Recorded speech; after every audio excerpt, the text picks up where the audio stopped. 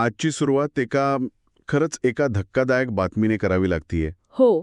आज म्हणजे 25 डिसेंबर 2025च्या पहाटे कर्नाटकातल्या चित्रदुर्ग जिल्ह्यात एक भीषण अपघात झाला. राष्ट्रीय महामार्ग 48 वर. हो, एका खाजगी स्लीपर बसला आग लागली आणि त्यात अनेक प्रवासी मृत्युमुखी पडले. ही घटना खूपच गंभीर आहे. म्हणजे समोर आलेल्या माहितीनुसार हा अपघात केवळ एक टक्कर नव्हता. नाही त्यानंतर लागलेल्या आगीमुळे परिस्थिती जास्तच भीषण झाली. तर आपल्याकडे जे वेगवेगळे रिपोर्ट्स आलेत त्यातून नेमकं काय घडलं हेच आपण आज समजून घेणार आहोत. नक्कीच. ही बंगळुरूहून शिवमोगाकडे लाणारी एक खाजगी स्लीपर बस होती आणि अपघात झाला पहाटे साधारण 2च्या सुमारास. हो.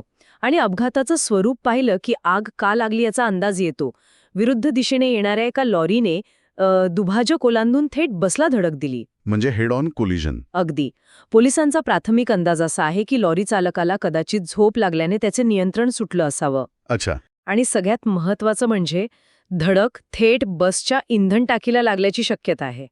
त्यामुळे बसने लगेच पेट घेतला. अरे देवा. यात त्या लॉरी चालकाचाही मृत्यू झाला. यातून जे वाचले त्यातल्या एका प्रवाशाचा अनुभव तर अंगावर काटा आणणारा आहे. आदित्य नावाचा प्रवासी. काय म्हणाला तो? तो म्हणाला, धडक बसल्यावर मी खाली पडलो आणि पाहतो तर सगळीकडे आगच आग होती.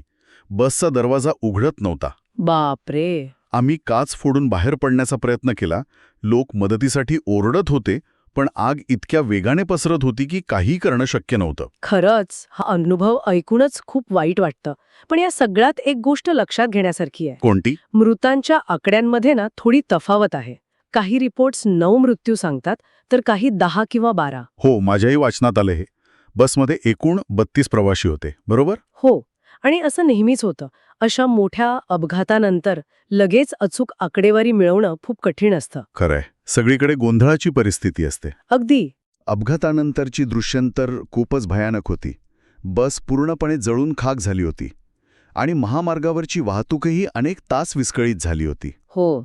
आता हिरियूर ग्रामीण पोलीस ठाण्यात गुन्हा दाखल करून तपास सुरू आहे. तर या सगळ्या माहितीवरून एक गोष्ट तर स्पष्ट होतीये की हा एक अत्यंत दुर्दैवी आणि भीषण अपघात होता. बरोबर.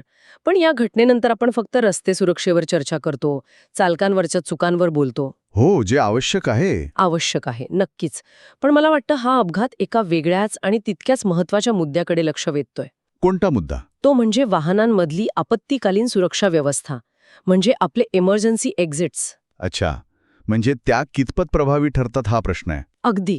कारण ह्या घटनेत आगीमुळे अनेकांना बाहेर पडण्याची संधीच मिळाली नाही. आदित्य आणि काही जणांनी काच फोडली म्हणून ते वाचले. म्हणजे कदाचित बसमधला आपत्कालीन दरवाजा वापरण्यासारख्या स्थितीतच नसेल. ही शक्यता नाकारता येत नाही.